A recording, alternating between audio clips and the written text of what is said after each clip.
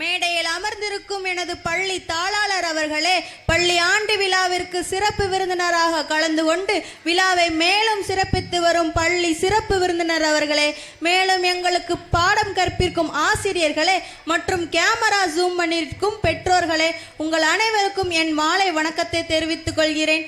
இந்த அழகான மாலை பொழுதில் நாம் கலந்துரையாட இருக்கும் பட்டிமன்ற தலைப்பு இன்றைய மாணவர்களுக்கு வாழ்வியல் முன்னேற்றத்திற்கும் சமூக சிந்தனைகளுக்கும் உறுதுணையாக இருப்பது மதிப்பெண்ணா திறமையா என்ற ஒரு அருமையான கலந்துரையாடலை இங்கு நிகழ்த்த இருக்கிறோம்.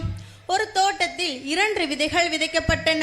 ஒன்று விரைவில் முளைத்து எல்லோரின் கவனத்தையும் பெற்றது. மற்றொன்று மெதுவாக வளர்ந்து காலப்போக்கில் வலிமையான மரமாகி நிழலும் கனியும் தந்தது. முதல் விதை மதிப்பெண் என்றால், 2வது விதை திறமை. இப்பொழுது மதிப்பெண் அணியிலிருந்து தங்கள் கருத்துக்களை முன்வைக்க பிரணேஷாவை நான் அழைக்கிறேன். செம்மொழி தமிழ் வணக்கம். அன்னை தமிழுக்கும் அவையோர் அனைவருக்கும் என் பணிவான வணக்கங்கள். கல்வி சோலையின் காவலர் தாளாளர் அவர்களுக்கும் அறிவெனும் அகல் விளக்கு ஏற்றும் ஆசிரிய பெருமக்களும் தன் பிள்ளையின் உயர்வை காண துடிக்கும் பெற்றோர்களுக்கும் என் அன்பான வணக்கங்கள். கற்கை நன்றே கற்கை நன்றே பிச்சை புகினும் கற்கை நன்றே என்ற வாக்கினை மனதில் ஏந்தி மதிப்பெண்ணே முக்கியம் என்ற தலைப்பில் பேச வந்துள்ளேன். நல்ல வாய்ப்பின் திறவுகோல் மதிப்பெண் தான் நடுவர் அவர்களே. நல்ல மதிப்பெண் கொண்ட மார்க் ஷீட் தான் நல்ல வேலையை பெற்று தரும். நல்ல மதிப்பெண்களை வைத்து தான் ஒரு துறையிலோ கம்பெனியிலோ வேலைக்கு சேர முடியும். மாணவ மாணவிகள் இருக்கும் கூட்டத்தில் அவர்களை அடையாளப்படுத்துவது மதிப்பெண் தான். எங்களது ரேங்க் கார்டுகளை பெற்றோர்களிடம் கொடுத்தவுடன் அவர்கள் கேட்கும் ஃபர்ஸ்ட் கொஸ்டின் என்ன தெரியுமா நடுவர் அவர்களே? எங்க கிளாஸ்ல ஃபர்ஸ்ட் மார்க் யாரு? புரிந்து கொள்ள வேண்டும். நல்ல மதிப்பெண்களே நம் முன்னேற்றத்திற்கு உறுதுணையாக இருக்கும். எனவே உங்களது பொன்னான தீர்ப்பினை மதிப்பெண்ணுக்கே தருமாறு கேட்டுக்கொள்கிறேன். நன்றி. மதிப்பெண் அணியிலிருந்து வந்த பிரணேசா தங்கள் கருத்துக்களை அருமையாக வெளிப்படுத்தினர். இதற்கு பதில் தருமாறு திறமை அணியிலிருந்து தங்கள் கருத்துக்களை முன்வைக்க காயத்ரியை நான் அழைக்கிறேன். மாணவர்களாகி எங்களுக்கு தன்னம்பிக்கை கொடுக்கும் எங்கள் தாளாளர் அவர்களுக்கும் ஆசிரியர் பெருமக்களுக்கும் பெற்றோர்களுக்கும் மற்றும் என் நண்பர்களுக்கும் என் அன்பான கனிவான மாலை வணக்கத்தை தெரிவித்துக் கொள்கிறேன். நான் இப்பொழுது திறமை பற்றி பேச வந்துள்ளேன். நடுவர் அவர்களே, மதிப்பெண்களை மட்டும் வைத்து ஒரு துறையில் பல வருடங்கள் பணியாற்ற முடியாது. ஒரு துறையில் பல வருடங்கள் பணியாற்ற வேண்டும் என்றால் திறமைதான் முக்கியம். 100% மார்க் எடுத்த பையன் ஸ்டேஜில் சைலண்டாக இருப்பான். ஆனால் 60% மார்க் எடுத்த பையன் டான்ஸில் நல்லா வயலண்டாக இருப்பான். வாழ்க்கை ஒரு எக்ஸாம் பேப்பரில் நடுவரவர்களே, அது ஒரு பிராக்டிக்கல் லைஃப். புத்தகத்தில் எழுதுவது அறிவு, ஆனால் வாழ்க்கையில் சாதிப்பது திறமை. மார்க் வேலை தரலாம், ஆனால் வெட்டிங் ஃபங்க்ஷனில் மைக் பிடிக்க சான்ஸ் தருவதே நம்ம டேலண்ட் தான் நடுவர் அவர்களே. ஒரு புதிய வாகனமாக இருந்தாலும் பிரேக் இல்லாத பயணம் ஆபத்தில் முடிவது போல, என்னதான் அதிக மதிப்பெண்கள் பெற்றாலும் திறமை இல்லாமல் வாழ்க்கையில் முன்னேற முடியாது. உன்னை அறிந்தால் உலகத்தில் போராடலாம். உயர்ந்தாலும் தாழ்ந்தாலும் தலை வணங்காமல் நீ வாழலாம். இப்பாடலில் கூறியபடி திறமைதான் முக்கியம் என்று கூறியபடி வாய்ப்பளித்த அனைவருக்கும் நன்றி கூறி விடைபெறுகிறேன். நன்றி, வணக்கம். மதிப்பெண் திறமை அணியிலிருந்து வந்த காயத்ரி பாட்டெல்லாம் பாடி அசத்திட்டு போயிட்டாங்க. இதற்கு பதில் தருமாறு மதிப்பெண் அணியிலிருந்து தங்கள் கருத்துக்களை முன்வைக்க நான் பவிஸ்ரீயை அழைக்கிறேன். இங்கு கூடியிருக்கும் ஆசிரிய பெருமக்களுக்கும் பெற்றோர்களுக்கும் என்னை போன்ற மாணவ மாணவிகளுக்கும் என் முதற்கண் வணக்கத்தை தெரிவித்துக் கொள்கின்றேன். வாழ்க்கை ஒரு போராட்டம் தான், நீ ஜெயிக்க போற போர் வீரன் தான்.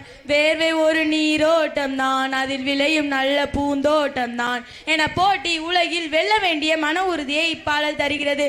என்னதான் திறமை இருந்தாலும் அதை நிரூபிக்க ஒரு அளவுகோல் வேண்டும், அதுதான் தேர்வு மதிப்பெண் என்று கூறி என் உரையை துவங்குகிறேன். காலேஜ்ல அட்மிஷன் போடும்போது பிரின்சிபல் என்ன கேட்பார்? டான்ஸ் ஆட தெரியுமான கேட்பாங்க. இல்ல கட் ஆஃப் என்னன்னு கேட்பாங்க. பேரண்ட்ஸ் டெய்லி டயலாக் போனை வச்சுட்டு படி. ஆனா எக்ஸாம் முடிஞ்சதும் போன் வாங்கி தருவதும் பேரண்ட்ஸ் தானே. மார்க் இல்லாம வாய்ப்பு கிடைக்காது. அதனால மதிப்பெண் தான் முக்கியம். டாக்டர் ஆக வேண்டுமா, இன்ஜினியர் ஆக வேண்டுமா, என்ட்ரன்ஸ் எக்ஸாம் கிளியர் செய்ய வேண்டுமே, கட் ஆஃப் இல்லாம சீட் கிடைக்குமா? டேலண்ட் இருந்தாலும் ஃபர்ஸ்ட் ஃபில்டர் மார்க் தானே. மதிப்பெண் என்பது வாழ்க்கையின் ஃபர்ஸ்ட் ஸ்டெப், அதாவது முதல் படி. லைஃப்ல டிசிப்ளின் வேணும். அந்த டிசிப்ளினை உருவாக்குறது ரெகுலர் ஸ்டடி ஹேபிட் தான். மார்க் நல்லா வந்தால் கான்ஃபிடன்ஸ் கூடும், கான்ஃபிடன்ஸ் இருந்தால் சக்ஸஸ் கூடும். எனவே மதிப்பெண் தான் முக்கியம். ஆகவே மதிப்பெண்ணுக்கே உங்களது தீர்ப்பினை தருமாறு கேட்டுக்கொள்கிறேன். நன்றி. மதிப்பெண் அணியிலிருந்து வந்த பவிஸ்ரீ தங்கள் கருத்துக்களை அருமையாக பதிவித்துட்டு போயிட்டாங்க. திறமைதான் முக்கியம் என்று திறமை அணியிலிருந்து தங்கள் கருத்துக்களை முன்வைக்க நான் சாருமதியை அழைக்கிறேன். அன்பிற்கினிய தாளாளர் அவர்களே, மதிப்பிற்குரிய நடுவர் அவர்களே, மேடையை மகிழ்விக்கும் பேச்சாளர்களே மற்றும் அறிவை ரசிக்க வந்திருக்கும் பெற்றோர்கள் அனைவருக்கும் என் இனிய வணக்கம். ஒரு மனிதனோட வாழ்க்கையை உண்மையா உயர்த்துவது வாய்ப்பு இல்லை, அதிர்ஷ்டமும் இல்லை, திறமை தான் நடுவர் அவர்களே. அந்த திறமையை பற்றி தான் நான் இப்போதோ உங்களோட பேச போகிறேன். காமராஜர் அவர்களை எல்லாருக்குமே தெரியும். அவர் நிறைய ஒன்றும் படிக்கல, ஆனால் நம்ம நாட்டை அவர் தான் ஆட்சி செஞ்சார். இதுக்கெல்லாம் காரணம் என்ன நினைக்கிறீங்க? திறமை தான் நடுவர் அவர்களே. பேரண்ட்ஸ் சொல்லுவாங்க 100க்கு 100 வாங்கன்னு. நான் கேட்குறேன், லைஃப்பில் 100 ப்ராப்ளம் வந்தால் என்ன பண்ணுவீங்க? உட்காந்து ஆன்சர் எழுதிட்டு இருக்க முடியுமா? அதுக்கெல்லாம் டேலண்ட் தான் ஆன்சர் ஷீட்டு நடுவர் அவர்களே. மார்க்குங்கிறது சர்டிஃபிகேட்டில் இருக்கும், டேலண்ட்டுங்கிறது ஹிஸ்ட்ரி இருக்கும். மார்க்குங்கிறது ஒரு நாள் மகிழ்ச்சியை தரும், ஆனால் திறமைங்கிறது வாழ்நாள் முழுவதும் மகிழ்ச்சியை தரும். மார்க் எடுத்தவே அட்டண்டன்ஸ் போடுவான், ஆனால் டேலண்ட் இருக்கவே ஸ்டேஜே ஷேக் ஆகிற அளவுக்கு பர்ஃபார்மன்ஸ் பண்ணுவான். நிறைய பேர் 100க்கு 100 வாங்குவாங்க, ஆனால் ஃபேன் சுவிட்சை கூட சரி செய்ய தெரியாது. எக்ஸாம் ஹாலில் ஃபஸ்ட்டு, லைஃப் ஹாலில் லாஸ்ட்டு. இதுதான் நடுவர் அவர்களை. மதிப்பெண் மட்டும் போதாது என்பதற்கான சாட்சி. எனவே நீங்கள் கண்டிப்பாக திறமைக்கே தீர்ப்பு வழங்குமாறு உங்களை கேட்டுக்கொண்டு என் உரையை நிறைவு செய்கிறேன். நன்றி. இரு அணிகளும் தங்களோட கருத்துக்களை அருமையாக பதிவித்துட்டு போயிட்டாங்க. மதிப்பெண் அணியிலிருந்து வந்து பேசும்போதும் கைத்தட்டினீங்க, திறமை அணி பேசும்போது கைத்தட்டினீங்க. நீங்கள் இப்போ எந்த பக்கம்னு எனக்கு புரியலை, ஆனால் நான் இப்போ தீர்ப்பு சொல்ல வேண்டிய நிலைமையில இருக்கேன். என்னோட ஆசிரியர்கள் காலகட்டத்திலலாம் 10ஆம் வகுப்பில் ஒரு பாடத்தில் 100க்கு 100 வாங்குவது அவங்களுக்கு ஒரு பெரிய கனவாகவே இருந்துச்சு. ஆனால் இப்போ அப்படியா? யாரை கேட்டாலும் நான் 2 பாடத்தில் 100க்கு 100, 4 பாடத்தில் 100க்கு 100ங்காங்க. அப்படி 100க்கு 100 எடுத்தவங்க எல்லாருமே நல்ல ஜாப்பில் இருக்காங்களா, நல்ல வாழ்க்கையில் முன்னேறி இருக்கிறாங்களா? இல்லை, இதற்கெல்லாம் காரணம் என்னன்னா அவங்களுடைய இயந்திர தினமான படிப்பு மட்டுமே. ஒரு மரம் வளர்றதுக்கு எப்படி தண்ணீரும் மண்ணும் தேவையோ அதுபோல் ஒரு மாணவன் வாழ்வில் முன்னேறுவதற்கு மதிப்பெண்ணும் தேவை, திறமையும் தேவை என கூறி எனக்கு வாய்ப்பளித்த அனைவருக்கும் நன்றி கூடி விடைபெறுகிறேன். நன்றி.